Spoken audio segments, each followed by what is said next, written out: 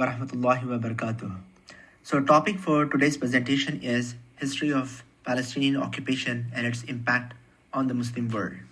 The overview of today's discussion is that we will first cover the origin of Zionism, followed by the description of 6 stages of Palestinian occupation as discussed in the book 100-Year War in Palestine by Rashid Khalidi. Then we will discuss the impact of occupation on Palestinian population and Muslim world in general. At the end of the presentation, I will close with some final thoughts. The topic is very wide and I will just try to give an overview of each section. In fact, each section itself can have multiple presentation which people in this group can take up in future.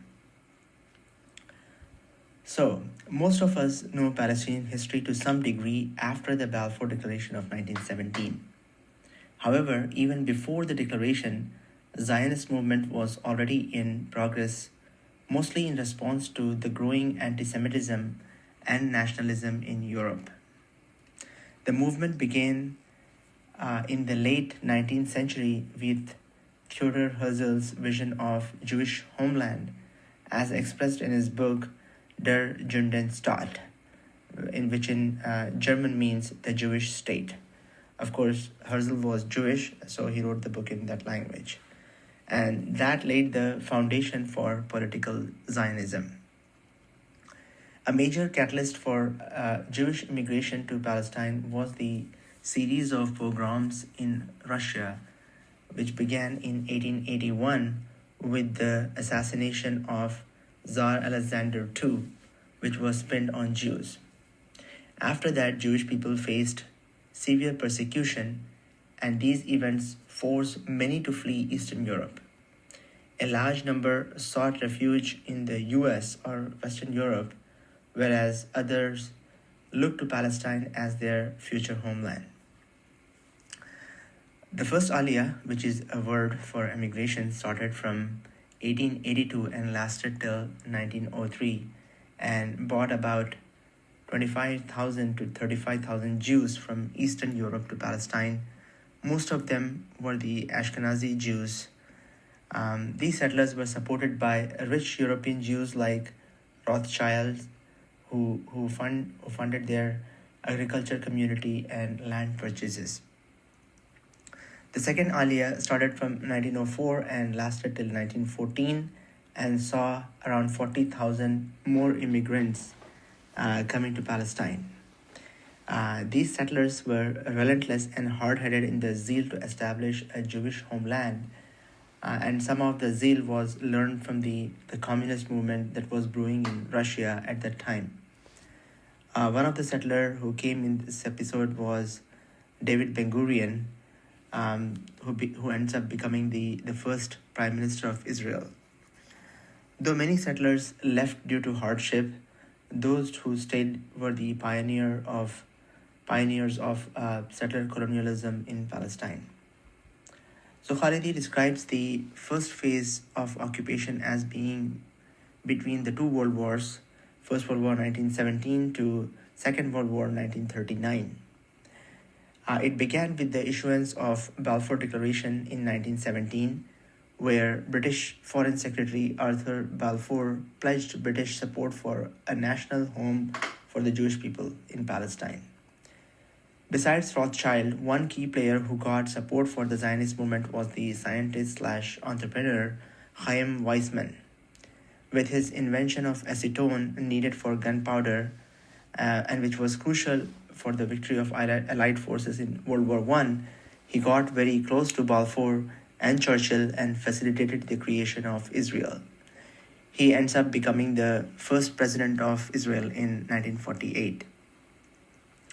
The declaration came before the end of World War, which means Palestine was still under Ottoman rule and the indigenous Arab population made up about 94% of the population. Britain saw the Zionist movement as a tool to advance its own imperial interest in the Middle East and have a buffer between the Russian Empire and the British Empire. The declaration was vague about protecting the rights of the existing non-Jewish people, which was either a play of word by British or underestimation by Balfour. Nonetheless, Palestinians felt a profound sense of betrayal with this declaration. Following the end of war, a British Mandate Palestine was established under the League of Nations in 1922, with Britain committing to facilitate Jewish immigration and settlement and protecting Palestinian rights. The Zionist movement quickly began buying land from absentee landlords. These were the landlords who owned land but didn't live in Palestine, which means many poor native Palestinian peasants were displaced from the land on which they were working, and by 1939, Jewish immigration had transformed the demographic landscape of the country, particularly in fertile areas such as coastal plains and the Northern Valley. Palestinian opposition to these developments took the form of protests and political organizing. However, they faced a unique situation compared to other colonized people. They were resisting not only the British imperial power but also a well organized and well funded colonial settler movement with global support, particularly from Europe and the United States. This made the Palestinian resistance far more challenging. Tensions between the Jewish and Arab population increased in the 1920s and 30s, resulting in the Arab Revolt of 1936 to 1939. The revolts were brutally suppressed by British forces who collaborated with Zionist militia to squash Palestinian resistance. Many white papers were issued which made it clear that the Zionists and Arabs cannot live side by side, and the whole situation is a mess that was created by the Balfour Declaration and subsequent British policies. By the end of this period, the Palestinians had been pushed into a dire situation, and this era marked the first phase of occupation of Palestinians. The rise of Zionist settlers, and which set the stage for the continued struggle over the coming few decades. The second phase of occupation was the period of 1947 to 1948, also called the Nakba or catastrophe. Following the end of World War II, Britain emerged weak and was facing Zionist terrorism because Britain slowed down the immigration of Jews to Palestine. The attacks on British forces created a political dilemma because the British forces fought so much to defeat anti-Semitic Nazis, but now there were protests in London against Zionist terrorism against British in Palestine.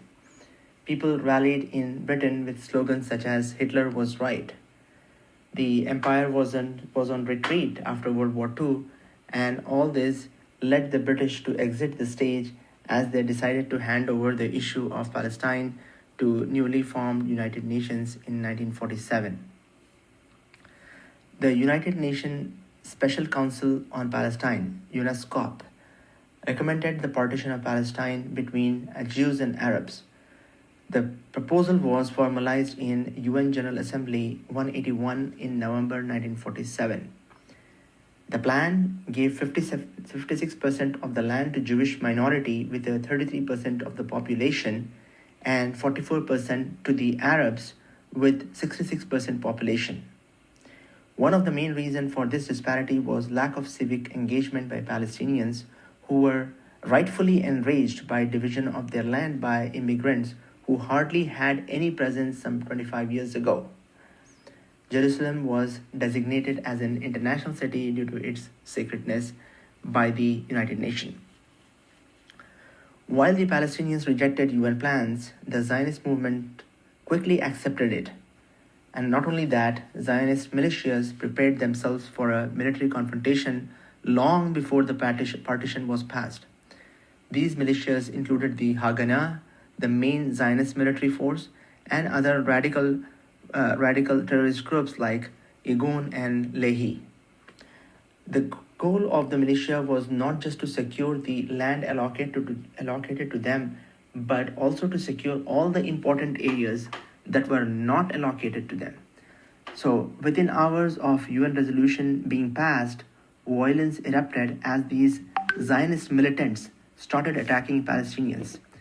In early 1948, the Zionist forces launched Plan Dalet, a military strategy designed to secure control of key areas and prepare for the declaration of the State of Israel.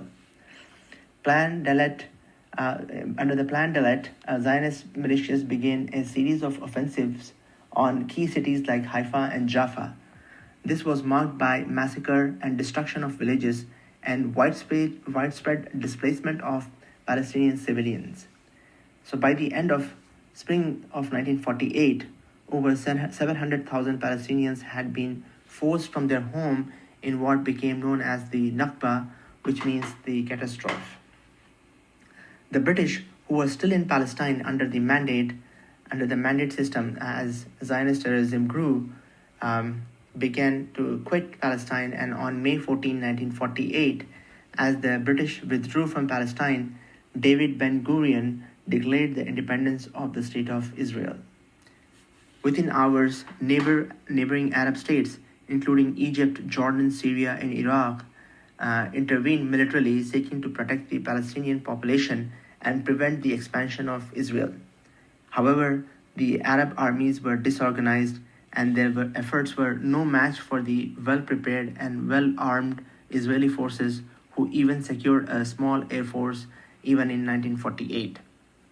So by the end of the 1948 war, Israel was in control of 78% of historic Palestine. The war resulted in the permanent displacement of hundreds and thousands of Palestinians who became hundreds of thousands of Palestinians who became refugees in neighboring countries, and the destruction of over 400 Palestinian villages.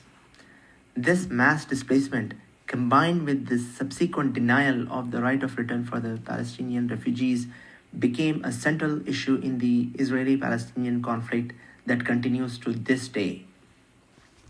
The Nakba had long-lasting effects on Palestinians and Israeli population.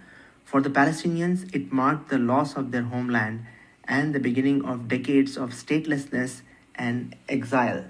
For the Zionists, it was the fulfillment of their dreams of establishing a Jewish state. For the Arab nation, it proved a massive setback where 3 Arab nations were fended off by Israel.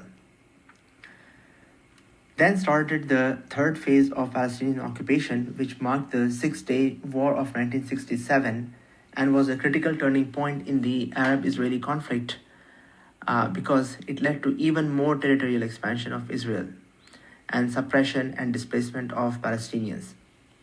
The war's origins lie in the volatile buildup of tensions between Israel and its Arab neighbors, particularly Egypt, Syria, and Jordan. Palestinian groups like Fatah had begun conducting cross-border raids into occupied territories to reclaim their lost land. Tension reached a boiling point when Israel began diverting water from the Jordan River for its use in the Negev desert, sparking outrage across the Arab world. In May 1967, Egyptian President Gamal Abdel Nasser, sensing an opportunity to unite Arab states under his leadership, ordered the closure of Strait of Tiran to Israeli shipping and amassed Egyptian troops in the Sinai Peninsula. While this move was seen as a bold stance by the Arab world, it was also a gamble, one that Israelis capitalized on. On June 5th, 1967, Israel launched a preemptive strike, swiftly destroying the runways and air force of Egypt, Syria, and Jordan. So with no air force, defeating Arab forces was as easy as shooting a fish in the barrel. So within days, Israeli troops had captured the Sinai Peninsula and Gaza from Egypt, West Bank and East Jerusalem from Jordan, and Golan Heights from Syria. These gains not only dramatically altered the geopolitical landscape of the Middle East, but also added a new layer to the Palestinian refugee crisis. Over 250,000 Palestinians fled or were expelled from the West Bank and Gaza during the war, in addition to the more than 700,000 displaced in the 1948 Nakba. In November 1967, the UN Security Council passed Resolution 242, which called for Israel to withdraw from the territories it had occupied during the war and for all the states in the region to recognize each other's sovereignty. The war also marked a turning point in the US-Israeli relations. During the conflict, the United States provided Israel with vital diplomatic and military support, to the point that even Washington delayed the imposition of a ceasefire at Israel's request, allowing its force to make further gain in Syria. And this is what even we see right now. US is not calling and even halting any effort to call for ceasefire in United Nations. For the Arab world, the war was a humiliating defeat that shattered the myth of pan-Arabism under Nasser. The war's outcome also laid the groundwork for future Palestinian uprising as the occupation of the West Bank and Gaza deepened the anger in Palestinians and strengthened their resolve for self-determination. So in a way, after the defeat, a sense of selfishness developed between Arab nations and Palestinians to look after each other's self-interest, to look into one's self-interest rather than cooperate with each other. This led to the famous compromise of Egypt with Palestine following the 1973 war to gain back the area of Sinai. This we covered in our last week's post. So anyone interested in that can have a look at that post. The fourth phase in the Israeli-Palestine conflict was the 1982 Lebanon War. This period marked a transformative phase for both Palestinian national identity and Israel's strategic military intervention into sovereign countries to persecute Palestinians. In the year leading up to 1982, southern Lebanon became a base for the PLO after they were expelled from Jordan in 1970. The PLO conducted cross-border attacks on occupied Palestinian land, which heightened tension between Israel and Lebanon. Israel had already invaded Lebanon once in 1978. The escalation of tension led Ariel Sharon, who was Israel's defense minister at the time, to launch a full-scale invasion of Lebanon on June 6, 1982. The invasion started with relentless aerial bombardment of Beirut. Khalidi recounts the terrific experience through which his pregnant wife Mona and their children had to go through when they hid themselves in schools amid relentless bombing by the Israeli Air Force. This invasion was initially framed as a defensive measure to stop PLO rocket attacks, but it quickly became clear that Sharon had much broader goals, which was to eliminate the PLO's presence from Lebanon entirely and inflict as much punishment as possible on Palestinian refugees. The siege of Beirut was intense and lasted for 7 weeks. This was the most extensive attack on the Arab capital since World War II. It was said that to prevent bombing of civilian buildings, Arafat used to spend many nights sleeping in cars. The most shocking event during this war occurred in September 1982 with Sabra and Shatila massacre.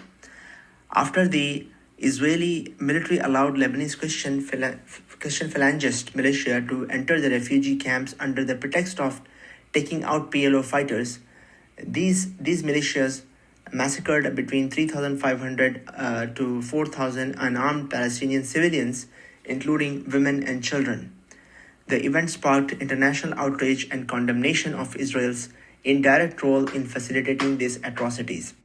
The Kahan Commission, an Israeli investigative body, concluded that Israel bore responsibility for the massacre, and as a result, Ariel Sharon was forced to resign as defense minister, although he continued to influence Israeli politics and later becomes the Israeli prime minister. The PLO was forced out of Lebanon but remained resilient and shifted its operation inside Palestine. This invasion also catalyzed the rise of Hezbollah that would become one of Israel's most formidable foe in the region.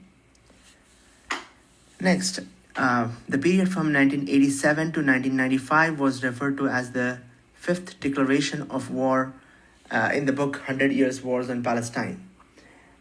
It centers around the eruption of the First Intifada and its profound impact on Israeli-Palestinian conflict. The Intifada was a grassroots Palestinian uprising against the Israeli occupation of the West Bank and Gaza, which broke out in December 1987. The immediate trigger for the uprising was the killing of 4 Palestinians by an Israeli army vehicle in Jabala refugee camp in Gaza. The root of the conflict stemmed from decades of Israeli occupation and military rule of Palestinian areas. After the 1982 Lebanon War, resistance shifted from outside Palestine to inside, where common Palestinians themselves took the lead in opposing Israeli occupation. The Intifada spread rapidly from Gaza to rest of Palestine, with the underground leadership managing to organize widespread resistance, which made it nearly impossible for Israeli authorities to suppress the uprising using traditional military tactics. In response to Intifada, Defense Minister Yitzhak Rabin adopted brutal monstrosity. In January 1988, Rabin famously ordered security forces to use force, might, and beatings to crush the uprising.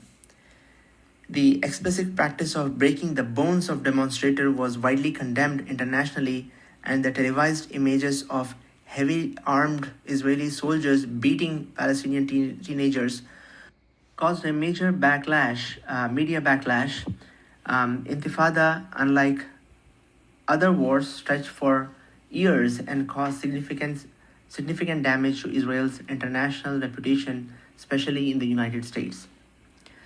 The most iconic image of Intifada that captured the attention of people around the world was that of a young Palestinian boy hurling a stone at a massive Israeli tank. This powerful David versus Goliath imagery was deeply damaging to Israel's global image. Even Rabin acknowledged in an interview with the New York Times that Israel was losing the PR battle. Intifada dragged on from December 1987 to 1993 and created a new sense of Palestinian national unity and resistance. It also paved the way for later peace negotiations. The Gulf War of 1990-91 and the subsequent US-sponsored Madrid Peace Conference in 91 shifted the focus to a diplomatic solution to end the Intifada. And this also led to the signing of Oslo Accord in 1993. The Oslo Accord brought limited relief for Palestinians, and the underlying issue that had sparked the Intifada, which was the Israeli occupation, settlement expansion, and lack of political autonomy, continued to remain unresolved.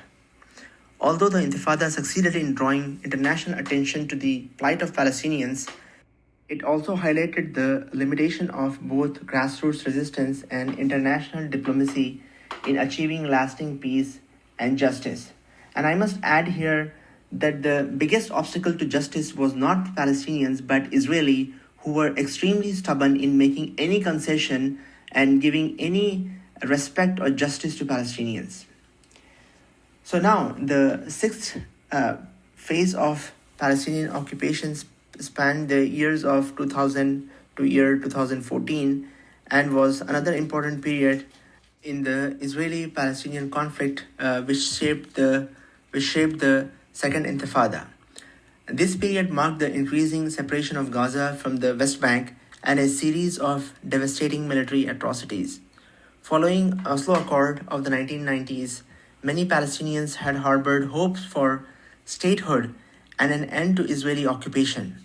However, it soon became clear that the Oslo process was not leading to peace, but rather entrenching a system of occupation. The expansion of Israeli settlements in the West Bank, along with the fragmentation of Palestinian territories, shattered all the hopes of Palestinians.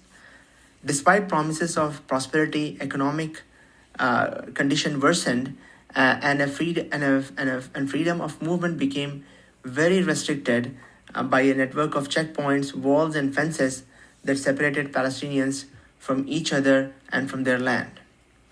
The situation escalated dramatically in September 2000 when Ariel Sharon, then leader of Israel's Likud party, visited the Al-Aqsa Mosque compound, a highly sensitive site in East Jerusalem. This visit sparked outrage among Palestinians and led to the outbreak of the Second Intifada, also known as the Al-Aqsa Intifada. Unlike the First Intifada, which was characterized by largely unarmed civil disobedience, the Second Intifada quickly descended into violence, but it also invited a very violent response from Israel. From Palestinian side, the response was included suicide bombing and targeting Israeli civilians and soldiers.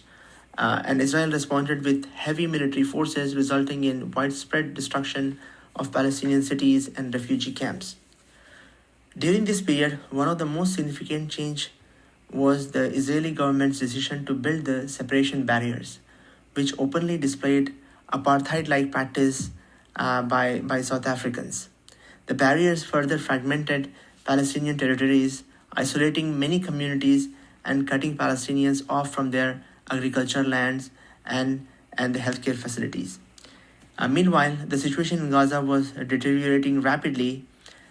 In 2007, Hamas won a democratically election, after which it took control of the Gaza Strip following a violent conflict with the Fatah-led Palestinian Authority. Israel imposed a full-blown blockade on Gaza, and goods entering the strips were reduced to a bare minimum. Regular exports were stopped, and the fuel supplies were cut. Gazans found themselves living in what many described as an open-air prison, with over half of the population living in poverty and unemployment rates soaring to over 50%. The blockade, along with the Israeli military offensives, had a devastating impact on the civilian population of Palestine, with severe shortages of food, medicine, and basic services. The blockade set the stage for a series of military confrontation between Israel and Hamas, beginning with Operation Cast Lead in 2008-2009, which resulted in over 1,400 Palestinian deaths. The majority of these were civilians, and there was a widespread destruction of homes, schools, and hospitals, which of course was justified as necessary to stop the rocket attacks. The international community widely condemned the scale of violence, accusing Israel of using disproportionate force. The destruction left Gaza's already fragile infrastructure in ruins, and the humanitarian situation became even more dire. More conflicts followed in 2012 and again in 2014, each resulting in more and more deaths and destruction in Gaza. In the 2014 conflict, known in Israel as the Operation Protective Edge, over 2,000 Palestinians were killed, including many women and children. Entire neighborhoods such as Shujaiya were flattened by Israeli bombardments. These conflicts deepened the sufferings in Gaza, where much of the population was already struggling with poverty, unemployment, and a lack of basic services. We all know the story of the ongoing Gaza genocide of 2023-24, and one thing to add is that during his administration, Trump, with his son-in-law Kushner, secured recognition of Israel by many Muslim states, along with diplomatic normalization of relations known as the Abraham Accord. So, the story of Palestine is extremely sad and emotional, with so many deaths and destruction, relentless Israeli expansion, and blatant violation of human rights. So much so that there are more than 130 UN resolutions, all of which were vetoed by the United States to shield Israel. It is also sad that it reflects the consistent weakness of Muslim community and Muslim nations against the Western powers and Israel. But it also keeps the flame of resistance active not only in Muslims, but in all individuals who have any respect for human rights. So let us now look a little closely at the impact of all this on Muslim world. There are some positives and a lot of negatives arising out of the occupation of Palestine on Muslim world. Let's start with the negatives first. The first of the negative, of course, is the loss of lives which is estimated as of 2024 to be north of 150,000 lives, by direct Israeli offensive since the settler colonialism started.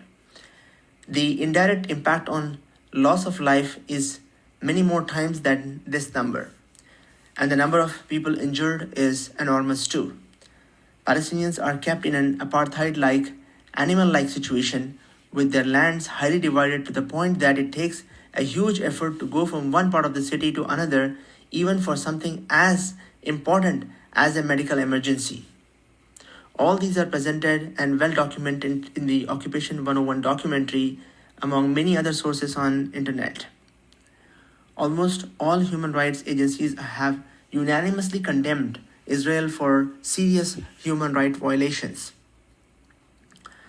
And in terms of occupation, more than 95% of Palestinian land is under direct Israeli authority, and the authority on remaining 5% is usurped at will by Israelis.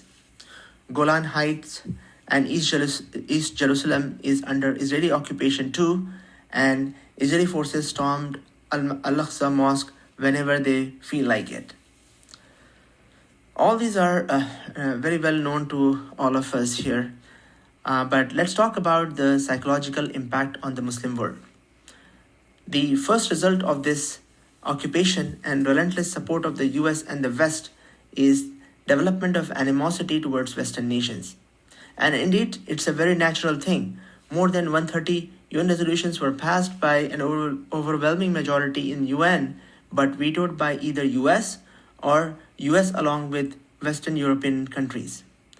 This attitude deepened the already bitter experience that Muslims had from colonial occupation by West. And this in turn led to increased rejection of anything that comes from the West, including many positives that can benefit society. This definitely has preserved many moral things in the Muslim community, but the continuous rejection of good stuff has led to impediments in intellectual growth of Muslim countries. And here at mine, we have already discussed numerous times that the growth and empowerment in all areas of lives, in all areas of a community life or a life of a nation originates from intellectual empowerment.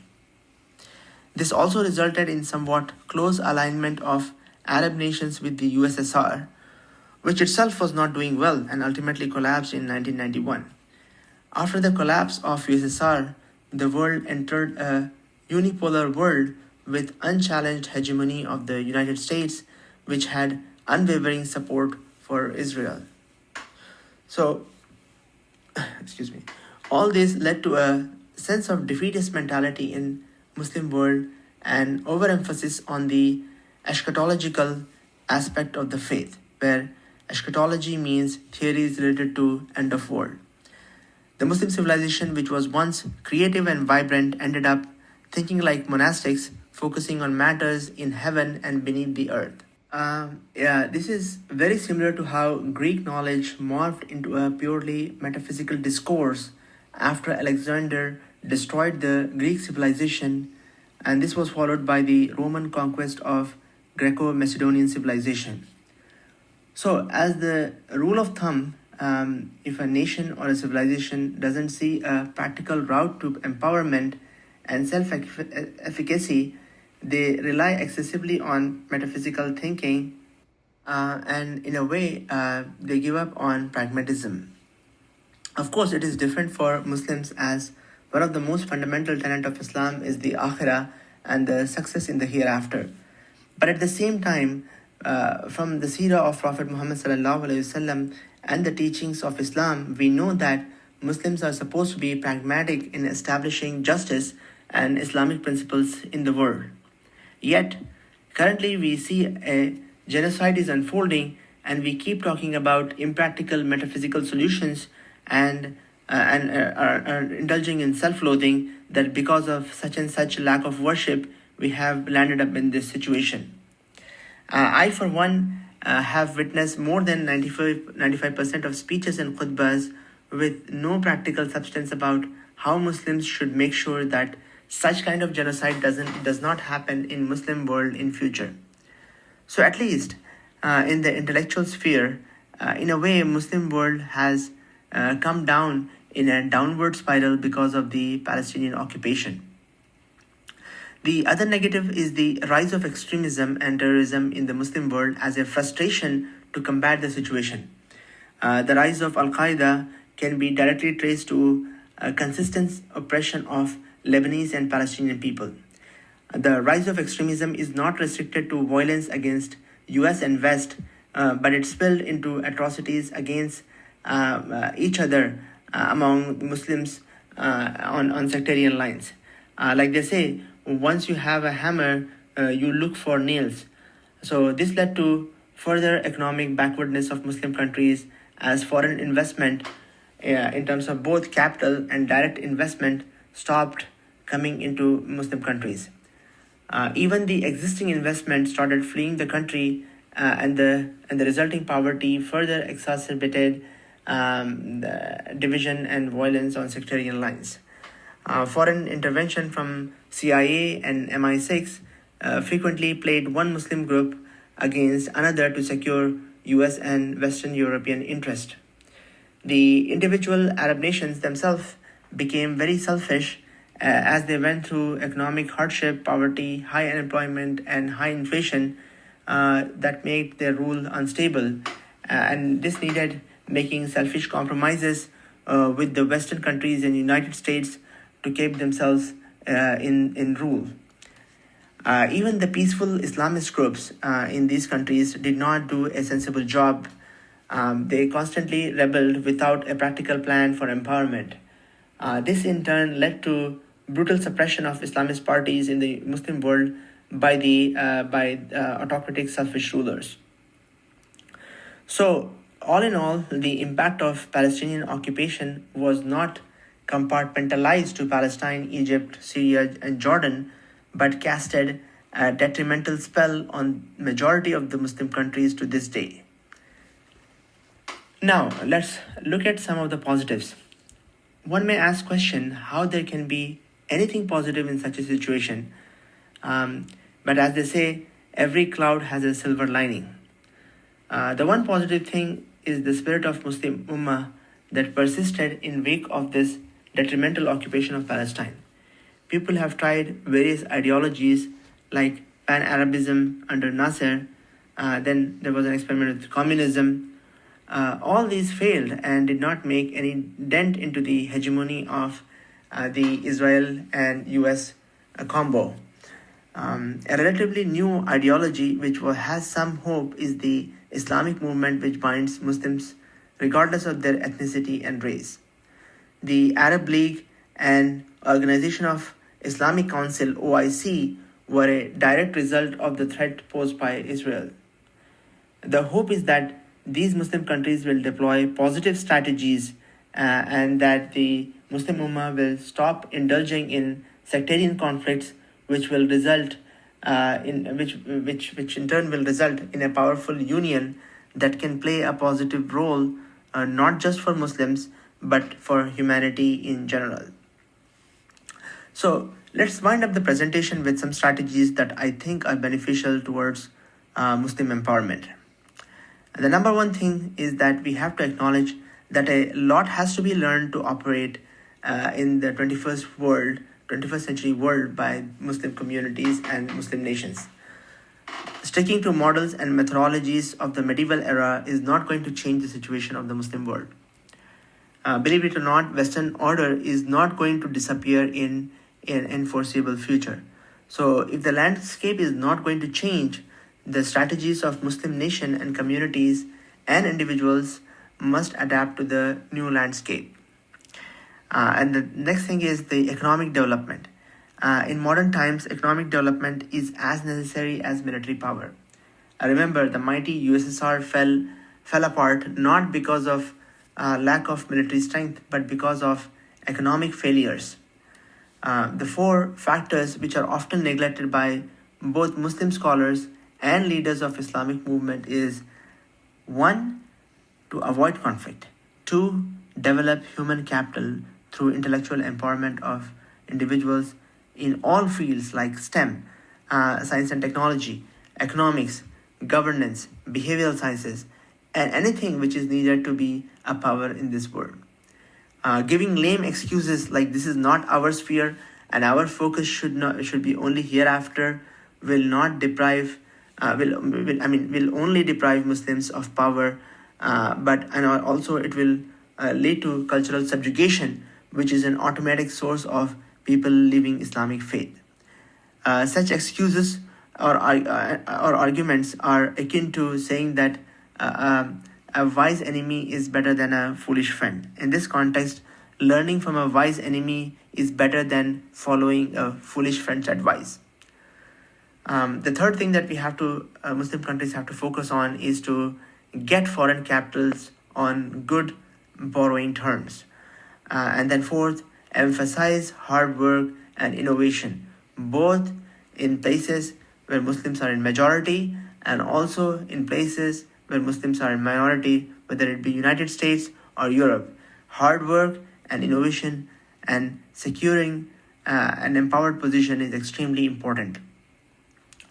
Finally, cooperation with the intent of benefiting Muslim Ummah in international relation is necessary for Muslims to come out of this hole that we are currently in. Lastly, on an ideological level, we should adopt a two-pronged approach. The two-pronged approach is as follows: like adopt and borrow empirical evidence-based knowledge that is known to benefit the humanity and the Muslim community from all the sources, whether it be Muslims, whether it be non-Muslims. But filter out the morally depraved teachings and knowledge arising from all the sources, whether it be arising from West, or it be originating from Muslim worlds, becoming an innovation, the innovation of within the Deen of Islam. So all these things should be rejected if they are morally depraved and take us out of the folds of Islam. In other words, we should stop being a blanket rejectionist of all the ideas that we don't like or which originates from non-Muslim world. But also we should not be a blanket exceptionist. Only solid evidence-based knowledge which is known to benefit humanity should be pursued, and the morally depraved knowledge that originates from anywhere should be rejected. Now, this is the biggest problem that we see in the Muslim world. On one hand, we see narrow-minded Muslims who reject everything indiscriminately because it comes from West. How can one reject the knowledge of, say, behavioral sciences and various strategies of innovation and economic progress that were developed in the Western world for the 21st century? But on the other hand, we see Muslims who have taken a blanket acceptance of Western culture. They may or may not accept the relevant positive knowledge from the West, but they have made it a point to accept the superficially morally depraved trends of the West and label it as progress. These folks think that they are bringing progress, but in reality, they are repelling and pushing away Muslims from the path of empowerment. Lastly, we should remember what Prophet ﷺ said for the knowledge. Seek knowledge even if you have to go as far as China. So we should remember this saying and pursue and accept the knowledge which is beneficial for humanity and for the development of nation and the development of community. So with this, I will end my presentation. May Allah guide us all in the right direction. Ameen. Also, please support Muslim Intellectual Network for Empowerment by subscribing us at Substack, Medium, Twitter. The links are listed here. We are primarily available on Substack, which is our primary website too. The link is https://mindglobal.org. Thank you.